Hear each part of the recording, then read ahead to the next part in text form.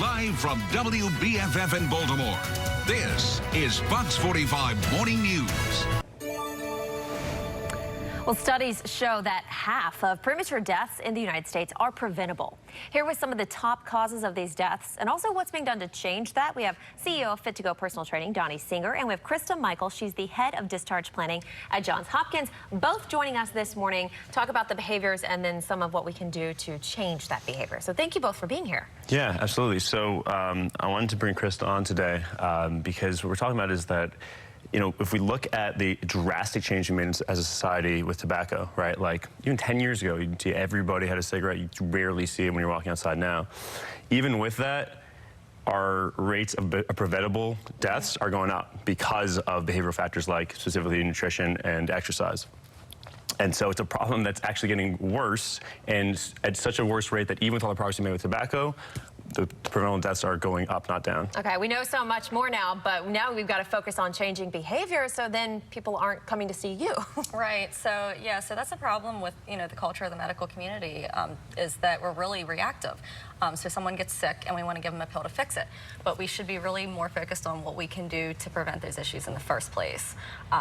Like the medical community partnering with fitness professionals like Fit to Go, for example, to teach people, better lifestyle routines and habits that they can carry out for a lifetime and prevent these issues from occurring in the first place, rather than, waiting to fix them once they've happened. A lot of it so much is just sharing that information, and also some of the serious consequences that can result from it, and then some of it's fairly simple to just change your behavior just a little bit. New habits.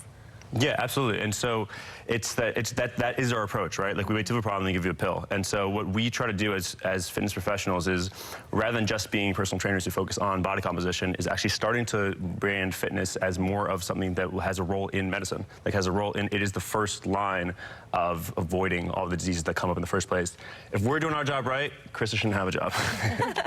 Yeah, so, as part of discharge planning at the hospital, what we do is when the patients are hospitalized, we set them up with services for when they go home, they can learn better routines and habits to better take care of themselves and keep them out of the hospital again, which is awesome. But if we were focused on keeping them out of the hospital in the first place, by preventing those issues that are bringing them to the hospital, I think that would be, a much better approach to healthcare.